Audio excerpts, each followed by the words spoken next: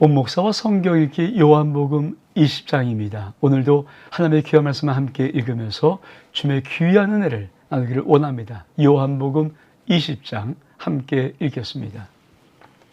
요한복음 20장 살아나시다. 안식 후 첫날 일찍이 아직 어두울 때 막달라 마리아가 무덤에 와서 돌이 무덤에서 옮겨진 것을 보고 시몬 베드로와 예수께서 사랑하시던 그 다른 제자에게 달려가 말하되 사람들이 주님을 무덤에서 가져다가 어디 두었는지 우리가 알지 못하겠다 하니 베드로와 그 다른 제자가 나가서 무덤으로 갈새 둘이같이 다른 길 하더니 그 다른 제자가 베드로보다 더 빨리 달려가서 먼저 무덤에 이르러 구부려 세마포 놓인 것을 보았으나 들어가지는 아니하였더라. 시몬 베드로는 따라와서 무덤에 들어가 보니 세마포가 놓였고 또 머리에 쌌던 수건은 세마포와 함께 놓이지 않고 딴 곳에 쌓였던 그대로 놓여 있더라. 그때야 무덤에 갔던 그 다른 자도 들어가 보고 믿었더라.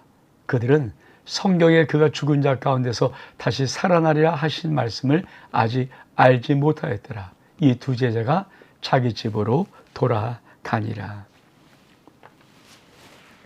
예수 그리스도의 부활에 대한 부분, 놀라운 것은 제리 와서 달려와서 보니까 없으신 거예요. 그러니까 예수님이 죽었으면 그 시체가 있어야 되는데 시체가 없고 어떤 모양이 있었냐면 첫 번째로 그렇죠. 세마포 놓인 것이 있습니다. 그러니까 베드로도 따라오니까 세마포가 놓였다.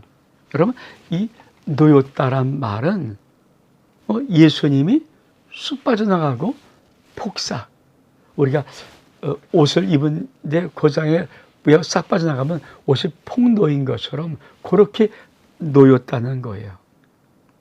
그러면서 그 다음에 요 말을 합니다. 머리에 쌌던 수건은 세마포와 함께 놓이지 않고 다른 곳에 쌌던 대로 놓였더라. 이 말은 무슨 말입니까?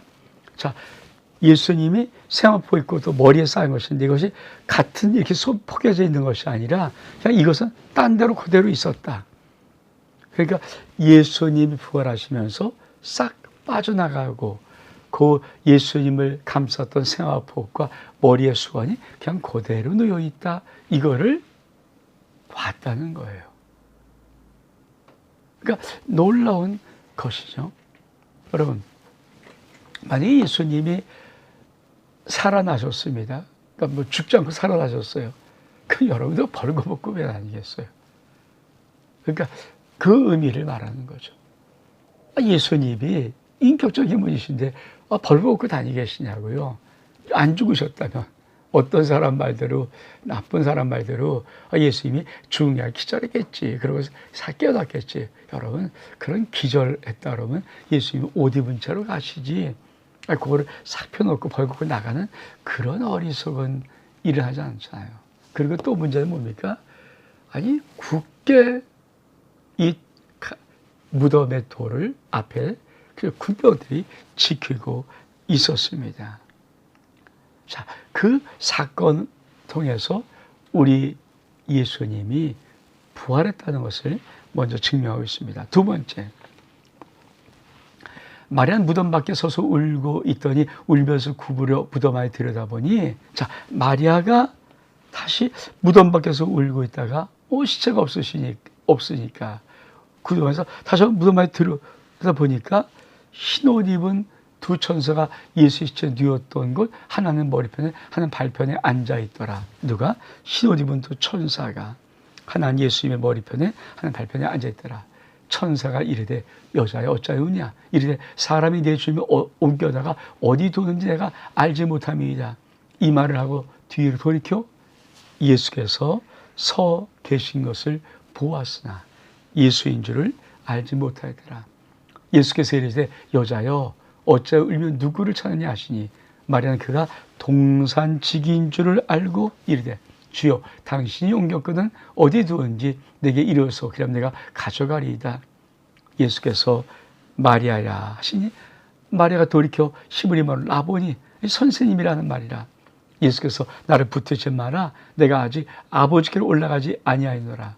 넌 내 형제에게 가서 이르라. 내가 내 아버지 곧 너희 아버지, 내 하나님 곧 너희 하나님께로 올라간다라 하시니, 막달라 마리아 가서 저에게 내가 주를 보았나이다 하고 또 주께서 자기에게 이렇게 말씀하셨다 이르니라. 여러분, 자, 베드로와 또한 제자가 가서 봤던 무덤의 상황은 시체는 보이지 않고 예수의 죽은 시체는 보이지 않고 세마포가 놓여 있고 수건가 따로 놓여 있는, 그러니까 시체가 싹 기가 막히게 싹 빠져나간 그런 모습이 보였습니다.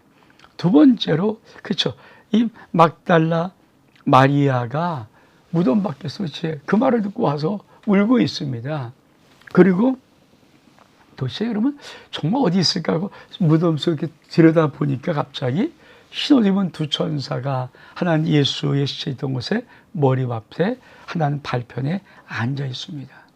그래서 천사가 뭐라고 말합니까? 어째 우느냐. 그러니까 이 막달라 마리아는 내 주님 어디 옮겼는지 내가 알지 못하는데 그래서 우는 겁니다. 예수님이 죽으면 시체가 있어야 텐데 그 시체가 사라져버려, 도망가버려, 없어요. 근데 그러면서 이 말을 더 돌이키는데 거기에 부활하신 예수님이 서 계신 것입니다. 근데 뭐예요? 예수신지를 알지 못해요. 예수께서 이르되 어째 여자가 울며 누구를 찾냐니까 그 동산 중인 줄 알고 저 당시 옮겼으면 어디든지 내가 말하라. 예수께서 마리아라 하니까 깜짝 놀라서 선생님이구나, 라보니. 무슨 말하고 있는 거예요? 여러분, 막달라 마리아가 예수를 압니다. 보았던 자입니다.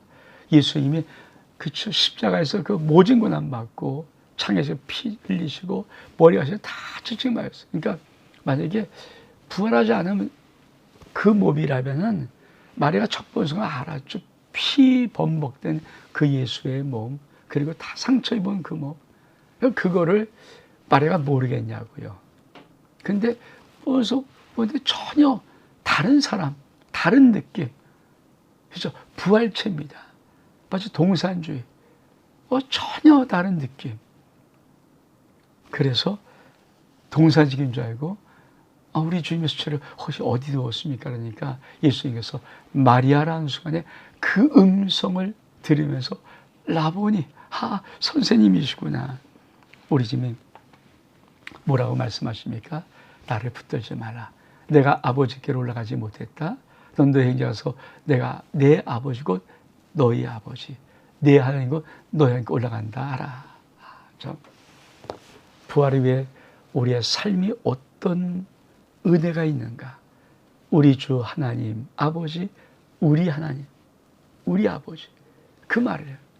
그러니까 하나님이 우리 주님으로서 내 하나님이고 너희 하나님이고 내 아버지고 너희 아버지, 내가 그분 하나님께 올라간다. 여러분, 참 놀라운 비밀입니다. 그러면서 그 다음 단락은 어떤 것일까요? 이 부활하신 주님이 드디어 나타나시는 겁니다. 이날 곧 안식 후 첫날 저녁 때 제자들이 유대인들이 두려워하여 모인 곳에 문을 닫았더니 예수께서 소사 가운데 서서 이르시되 너에게 평강이 있을지어다. 이 말씀하시고 손과 옆구리를 보이시니 제자들이 주를 보고 기뻐하더라. 예수께서 이르시되 너에게 평강이 있을지어다. 아버지 나를 보내신 것 같이 나 너희를 보내노라. 이 말씀하시고 그들을 향하여 숨을 내쉬며 이르시되 성령을 받으라. 내가 누구의 죄든지 사하지면 사하실 것이요 누구의 죄든지 그들은 그대로 있으리라 하시니라. 여러분, 부활하신 예수님이 40일 동안 이 땅에 계시면서 제자에게 나신 첫 번째 모습입니다. 자, 어떻게 나타나십니까? 사막, 안식 후 첫날 저녁 때입니다. 유대인이 두려워해서 모인 곳에 문을 꽁꽁 닫았습니다. 근데 예수께서 오사 가운데 서버립니다. 그 평강이 있을 때 말합니다. 이 말은 뭘까?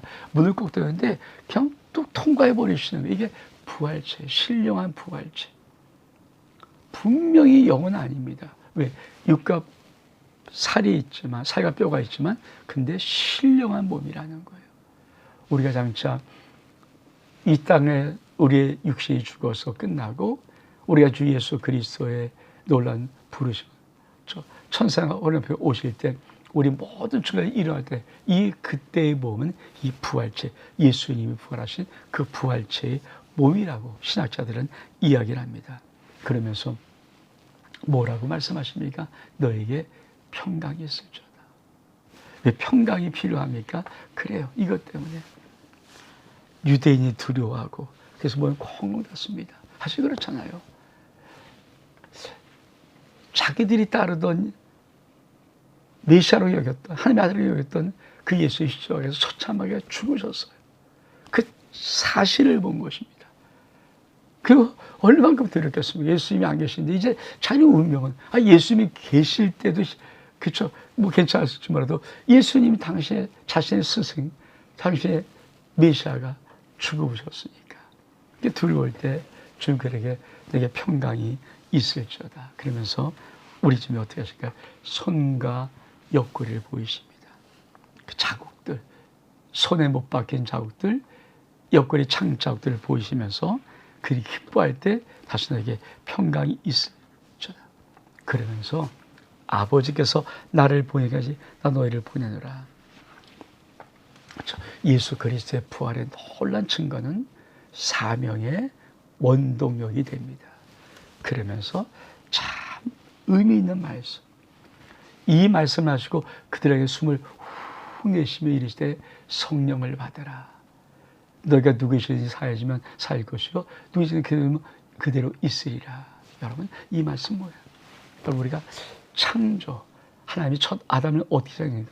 흙으로 빚으시고 그 생기를 루하으 하나님의 생기를 코에 불어넣었을 때 생영, 리빙 소울, 생명이 된지라. 이게 인간이잖아. 인간 창조. 그러면 우리 주님께서 그들에게서 숨을 루하으 하나님의 숨을 내쉬면서 그의 성령을 받으라 할 때 이 말씀의 의미는 어떤 의미일까요? 그렇죠. 새로운 피조물의 창조입니다. 그리스도 예수에서 새로운 피조물이라. 이전 것은 지나갔으니 이제 보라 새 것이 되었도다. 그러니까 창조의 두 역사를 말하는 거예요. 옛 첫 창조, 아담의 창조, 흙으로 빚으시고 루하으 그 코에 생기를 불어넣으시면서 생명을 만드셨듯이 우리 예수 그리스도의 십자가에 죽으시며 우리를 다시 한번 부활하시고 창조하실 때는 똑같이 숨을 훅 내쉬면서 루하으 그리고 뭡니까? 성령을 받아라. 이 새로운 피조물의 창조물과 성령을 받은 심령, 이게 새로운 피조물입니다. 여러분, 그러면서 그들이 주신 사명의 권세가 무엇입니까? 이 권세입니다. 너희가 누구에게든지 사하면 사해진다. 누구에게든지 그래두면 그대로 있을 것이다. 여러분 이게 뭘까요? 죄를 사는 곳에는 오직 하나님 한 분밖에 없어요. 여러분 이 사건 아시지 않습니까? 4명의 친구들이 한 중풍병자 친구를 침상에 메어서 데려와서 지붕에서 내릴 때 우리 주님의 그것을 그 믿음을 보시고 네 죄사함을 받았다 말할 때 옆에 있던 바리새인이 아니 저가 누구에게 감히 죄를 사는 거야? 하나님만이 죄를 사는데 이 사건을 아시지 않습니까? 그러면 오늘 이 말씀 뭐예요? 복음의 권세가 있다. 너희가 누구의 죄를 사하면 사진다는 이 죄사함의 권세. 여러분 복음의 핵심은 그러니까 예수의 십자가의 복음을 전할 때마다 모든 죄들이 그 사해진다는 그 권세, 그거를 말하는 것입니다. 근데 또 이러죠. 12제자 중 하나로서 디두모라는 도마는 예수께서 오셨을 때 함께 있지 아니한지라. 다른 제자들이 그에게 이르되 우리가 주를 보았노라 하니 도마가 이르되 내가 그의 손에 못자국을 보며 내 손가락을 그 못자국에 넣으며 내 손을 그 옆구리에 넣어보자. 그는 믿지 아니하겠노라 하시니 8해가 지나서 8이 지나서 제다시 집안에 있을 때 도마도 함께 했고 문들은 닫혔는데 예수께서 오사 가운데서 이르시되 너에게 평강이 있을지어다. 도마에게 이르시되 네 손가락을 이리 내밀어 내 손을 보고 네 손을 내밀어 내 옆구리를 넣어보라. 그리하여 믿음 없는 자 되지 말고 믿는 자가 되라. 도마가 대답하여 이르되 나의 주님이시오 나의 하나님이시이다. 예수께서 이르시되 너 나를 본고로 믿냐 보지 못하고 믿냐는 복되다 하시니 예수께서 이 제들 앞에서 이 책에 기록되지 아니한 다른 표현도 많이 행하셨으나 오직 이것을 기록함은 너희로 예수께서 하나님의 아들 그리스도를 믿게 하려 하며 또 너희로 믿고 그 이름의 힘으로 생명을 얻게 하려 함이라. 여러분, 예수님의 제자 중에 이 도마는 의심이 많다. 이 디두모, 이 도마, 디두모라는 뜻이 뭐니까 갈라진 마음, 양갈래라는 뜻이거든요. 여러분, 이 도마는 예수님이 저희가 왔을 때 첫 번째, 그렇죠, 있지 못했어요. 그러니까 쟤들이 우리 예수님 만난다 그러니까 도마 마음속에는 죽은 자가 어떻게 살아나니까 좀 말 같은 소리 해라. 그래서 난 못 믿겠어. 나는 어떻게 믿는가? 정말 살았다면, 그분이 주님 맞다면 내가 그 손자국 못 박혔으니까 내가 한번 손가락 넣어보고 옆구리 창 찔렸으니까 내가 거기 내 손 넣어봐서 정말 확실하면 내가 믿겠어. 이러니까 드디어, 그렇죠, 26절에 여드레가 지나서 죄를 다시 집안에 때 도마도 함께 있고, 중요한 문들에 닫혔는데 예수께서 다시 가운데로 서 이럴 때 평강이 있을지라 그러면서 도마 이르되 네 손가락 이리 내밀어 네 손을 보고 네 손을 내밀어서 네 옆구리에 넣어보라. 그래서 믿음 없는 자 되지 말고 믿는 자가 되라. 여러분, 참 우리 주님께서 팔을 많이 다주셔서 도마에게 도마야 네가 그렇게 말했다며 한번 증명, 너 한번 그래 손 넣어봐, 네 손 넣어봐. 그러면서 우리 주님의 당부가 뭘까요? 이 말씀. 믿음이 없는 자가 되고 믿는 자가 되라. 믿음이 없는 자 되지 말아라. 그래, 확인 좋다, 오케이, 확인해봐. 근데 믿음이 없는 자 되지 말고 믿는 자가 되라. 도마가 손가락을 넣어보고 손을 넣어보면서 뭐라고 말합니까? 이렇게 나의 주님이시오 나의 하나님이시오. 그러니까 예수님께서 너 나를 본 거로 뭐냐? 보지 못하고 믿는 자가 복되다. 여러분, 도마 위에 수많은 사람들이 예수 믿는 이 2000년의 시간에 예수 믿는 사람들은 보고 믿는 사람보다는 보지 못하고 믿는 복된 자리 많이 있습니다. 사실 말씀을 들을 때 우리는 영의 말씀 듣는 순간 우리 영이 깨어서 그 복음이 진리임을 믿게 되는 것이거든요. 그리고 우리도 똑같이 고백하는 겁니다. 나의 주시오 나의 하나님이십니다. 그러면서 마지막 부분, 요한복음 2장의 마지막 부분에 이 책을 기록한 목적, 요한복음을 왜 기록했는가? 오직 이것을 기록함은 너희로 예수께서 하나님의 아들 그리스도를 믿게 하려 한다. 또 너희로 그 이름을 믿고 힘입어 생명 얻게 하는 것이다. 그러니까 사실 요한복음 정확하게 요한복음 20장에 이 책을 기록한 목적을 말합니다. 예수 그리스도가 하나님의 아들이심을 믿게 하는 것. 또 한 가지, 그 아들 예수 그리스도를 믿고 그 이름을 힘입어서 생명을 얻는 것. 이 말은 굉장히 중요합니다. 여러분, 우리가 성경을 왜 쓰면 지식을 쌓고 윤리도구 차원에서 읽는 것이 아닙니다. 성경은 내가 예수를 믿고 예수를 알고 예수 그리스도의 이름을 힘입어서 생명을 얻는 것입니다. 요한복음 20장이 끝나는데 여러분 주 예수 그리스도를 믿고 영원한 생명을 얻으셨습니까? 원목사와 성경 읽기 요한복음 20장 여기서 마칩니다. 샬롬.